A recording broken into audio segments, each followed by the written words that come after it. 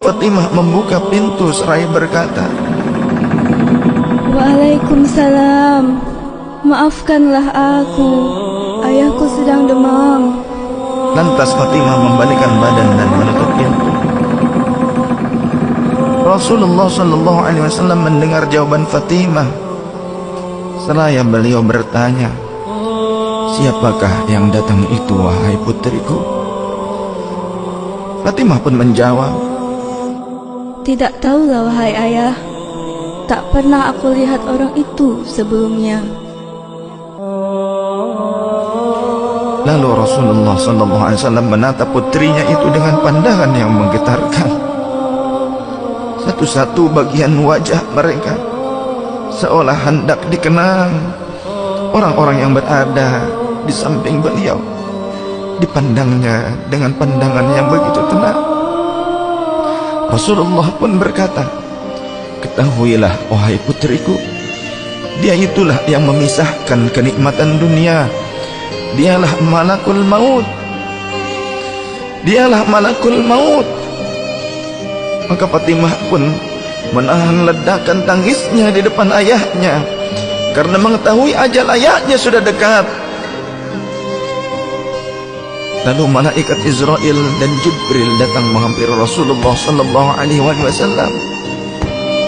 Akan tetapi Jibril tidak mau mendekat kepada Rasul. Jibril hanya menunggu di langit pertama. Lantas Rasulullah bertanya, "Wahai Jibril, jelaskan apa hakku di hadapan Allah Subhanahu wa taala?" Rasul berkata dengan penuh kelemahan. Lantas malaikat Jibril pun berkata, Ya Rasulullah, pintu-pintu langit telah terbuka. Para malaikat telah menanti kedatanganmu. Semua pintu surga telah terbuka lebar menanti kedatanganmu, wahai kekasihku. Namun kata Jibril tidak membuat Rasulullah sallallahu alaihi wasallam. Kalimatnya tidak membuat tenangnya baginda Rasul. Mata Rasulullah pun masih penuh dengan kecemasan. Kemudian Jibril berkata, Apakah engkau tidak senang mendengar kabar ini, ya Rasulullah?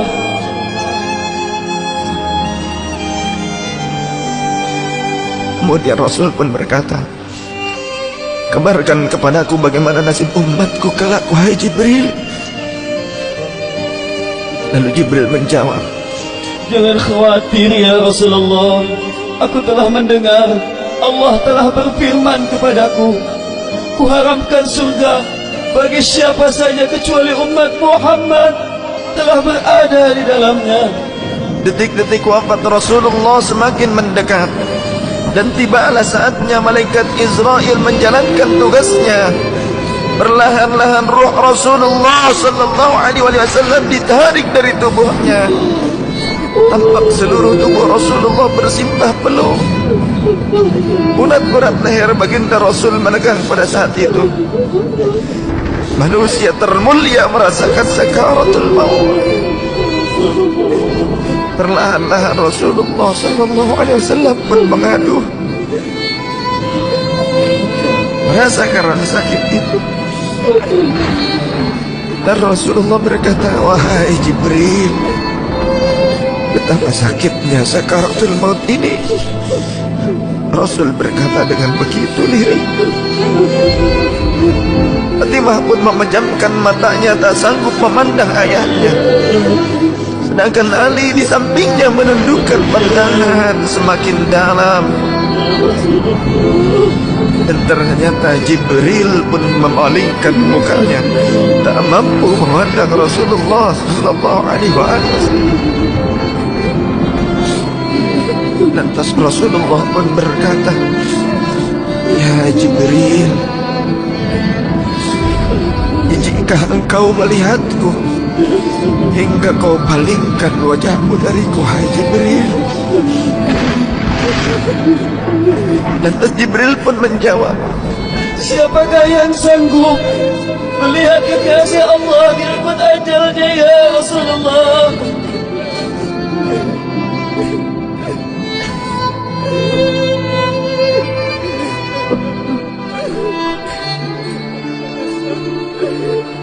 Sesaat kemudian terdengar Rasulullah sallallahu alaihi wasallam memanggil karena rasa sakit yang tak tertahankan lagi. Lalu Rasul pun berkata, "Ya Allah, dahsyatnya sakaratul maut ini ya Rabb. Timpakan seluruh siksa maut ini kepadaku atas umatku. Jangan pada umatku ya Allah."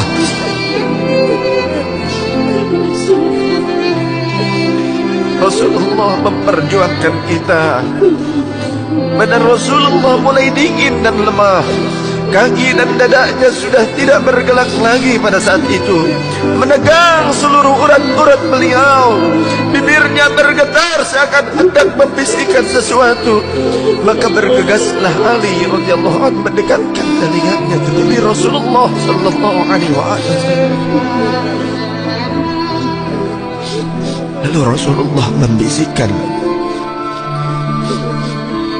"Usikum bis-shalah, usikum bis-shalah, usikum bis-shalah, wa ma malakat aymanukum."